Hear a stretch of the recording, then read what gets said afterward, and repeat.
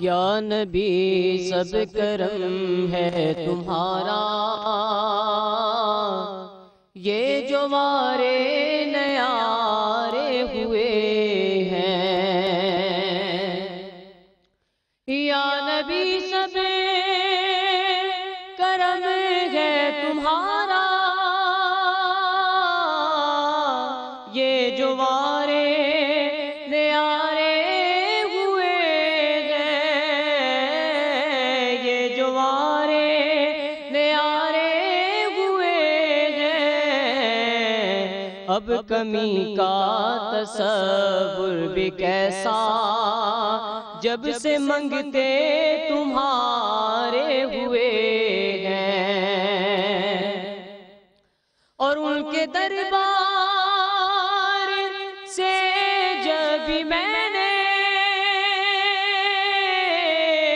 پنج تن کے وسیلے سے مانگا پنج تن کے وسیلے سے مانگا، مجھ کو خیرات فوراً ملی ہے، خوب میرے گزارے ہوئے ہیں۔ مجھ کو خیرات فوراً ملی ہے، خوب میرے گزارے ہوئے ہیں۔ کوئی منہ نہ لگاتا تھا ہم کو، پاس تک نہ بٹھاتا تھا ہم کو، پاس تک نہ بٹھاتا تھا ہم کو۔ جب سے تھاما ہے دامن تمہارا، دنیا والے ہمارے ہوئے ہیں۔ جزاک اللہ جزاک اللہ جزاک اللہ جزاک اللہ۔ خاتون حضرت بڑا دل کرتا ہے میرا کہ میں آپ سے پوری تفصیلی بات کروں کہ حضرت ابو بکر جو ہیں ان کو بہت سے لوگوں نے کہا کہ عمر خطاب کو جو ہے وہ خلیفہ نہ بنانا، لیکن آپ کہتے تھے کہ نہیں، میرا فیصلہ ٹھیک ہے۔ لوگوں کا اعتراض یہ تھا کہ حضرت عمر جو ہے وہ سخت ہے، اور حضرت ابو بکر کہتے تھے کہ جب اس کے کندھوں پہ بوجھ پڑے گا تو پھر اس کی نرمی بھی دیکھنا۔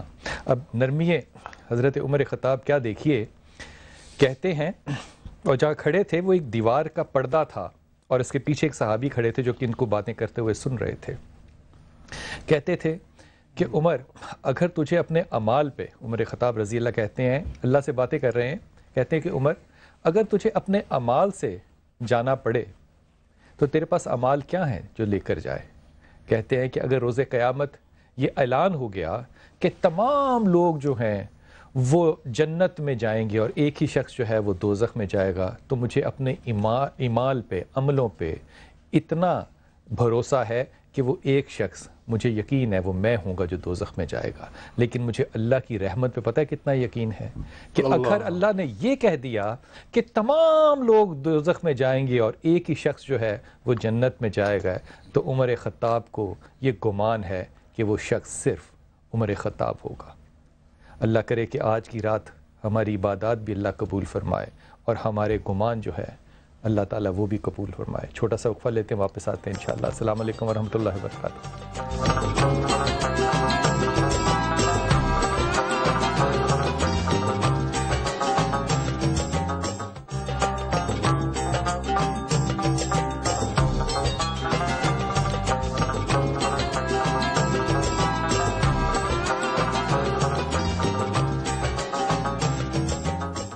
بسم اللہ الرحمن الرحیم، السلام علیکم ورحمۃ اللہ وبرکاتہ۔ خواتین حضرات، آج کی جو رات ہے، آج ہر مسلمان جو ہے وہ صرف اللہ کی رضا ہی طلب کر سکتا ہے، اور کیا طلب کر سکتا ہے، اور اس پہ رسول پاک صلی اللہ علیہ وسلم نے کیا خوبصورت بات کی۔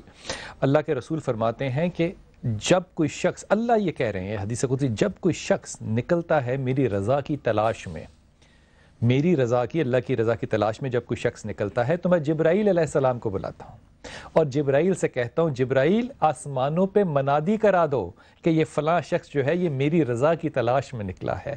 پھر آسمانوں سے زمینوں کی طرف فرشتے جو ہیں وہ رحمتیں اور اللہ کی برکتیں لے کے نازل ہو جاتے ہیں۔ خواتین حضرات، اگر ایک فرد جس کہ دل اور ایمان پہ اللہ کو یہ بھروسہ ہو کہ یہ میری رضا کے لیے نکلا ہے، تو حافظ جی کیا دنیا کے اوپر فرشتے جو ہیں وہ رحمت لے کے نہیں اتریں گے؟ یہ جو قدر ہے اس کا ایک معنی تو عزت والا ہے نا، جی ایک معنی ہے تنگی والی.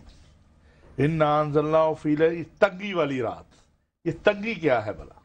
کہ اللہ اتنے آسمان سے فرشتوں کو نیچے اتار دیتا ہے کہ زمین تنگ ہو جائے. کیا خوبصورت بات، اس بات پہ ذرا بات کو کھولتا ہوں. جی السلام علیکم، ہماری بہن بات کر رہی ہیں. جی السلام علیکم. وعلیکم السلام، کون بہن؟ میں لاہور سے سمیرا شہزادی بات کر رہی ہوں. جی سمیرا بہن فرمائیے. پہلے تو میں اللہ کا شکر ادا کرتی ہوں کہ آپ سے میری بات ہو رہی ہے. آپ کا شکریہ. جی فرمائیے. دوسرا میں آپ سے یہ کہنا چاہ رہی ہوں کہ پچھلے لاسٹ ایئر میرا نکاح ہوا تھا انگلینڈ میں. سلیمان علی ہے ان کا نام. تو شروع میں وہ میرے ساتھ بالکل ٹھیک رہتے تھے، تو ابھی وہ کچھ عرصے سے میرے سے بالکل بھی رابطہ نہیں کرتے ہیں، نہ ٹیکسٹ نہ کچھ فون پہ. کہاں پہ ہیں سلمان؟ کہاں پر ہیں؟ انگلینڈ میں. انگلینڈ میں ہیں. اچھا سلیمان علی. اچھا ایک ذہن میں بات رکھنا کہ سلمان، آپ کو اس بات کا اندازہ ہو جانا چاہیے سلمان کافی رومانویت پسند انسان ہے، غصہ بھی ہے اور رومانویت بھی اس میں کافی ہے. اس لیے دونوں طرف سے آپ کو ذرا دھیان رکھنا پڑے گا. ایک تو اس کو بحث میں انوالو نہ کرنا کبھی بھی سمیرا، بالکل بھی، کیونکہ یہ غصے کو بہانہ بنا لے گا. دوسرا تھوڑا سا میرے خیال میں آپ کو اب احتیاط کا قدم جو ہے وہ اٹھانا پڑے گا. لیکن اللہ تعالیٰ کی رحمت ہے، آج کی رات بڑی اچھی ہے. آپ یہ 3 تسبیحات پڑھو اور اللہ سے دعا کرو کہ اللہ تعالیٰ اس کو نیک راستے پہ لگے. وہ جس بھی راستے پہ لگے گا وہ ٹھیک راستہ اس کے لیے بھی نہیں ہوگا. آپ پڑھا کرو لا حول ولا قوت الا باللہ، ایک.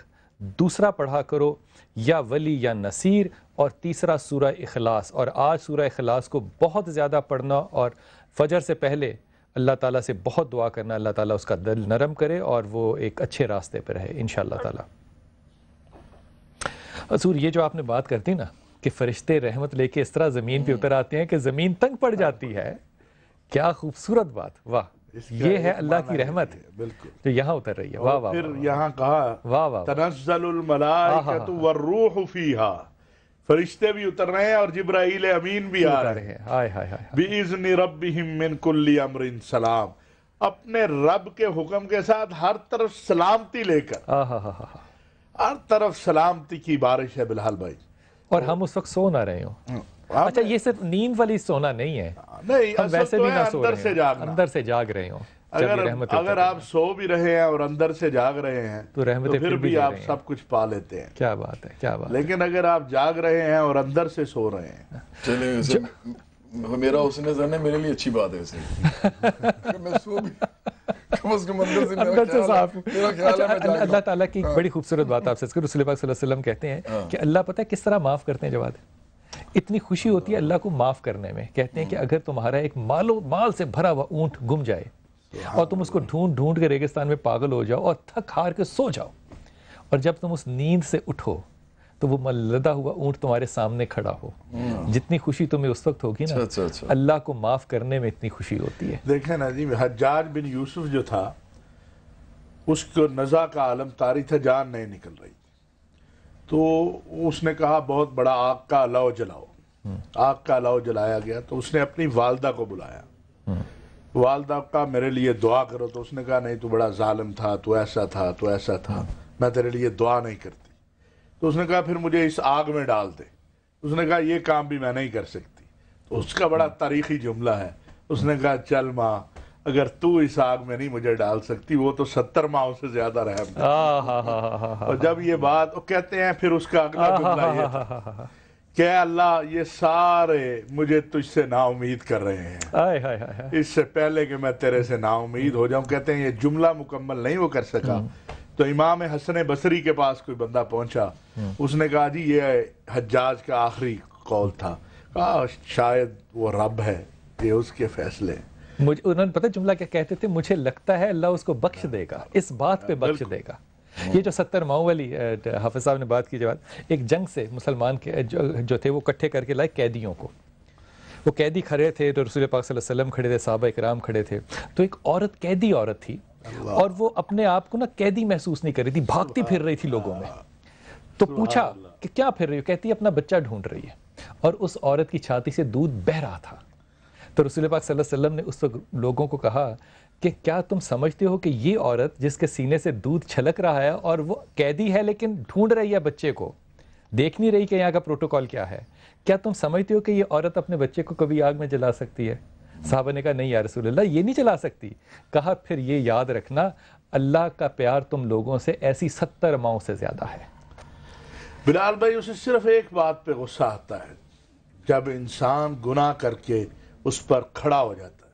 ہاں بس اس بات پہ وہ کہتا ہے نہیں. جب وہ گناہ کر کے کہتا ہے، کیونکہ یہ انسانی جبلت ہے، اس نے گناہ کرنا ہے، لیکن یہ بھی انسانی فطرت ہے کہ اس نے واپس پلٹنا. گناہ پہ تکبر تو نہیں ہو سکتا نا. ایک گرے ہوئے ایک گرے میں اور پستی.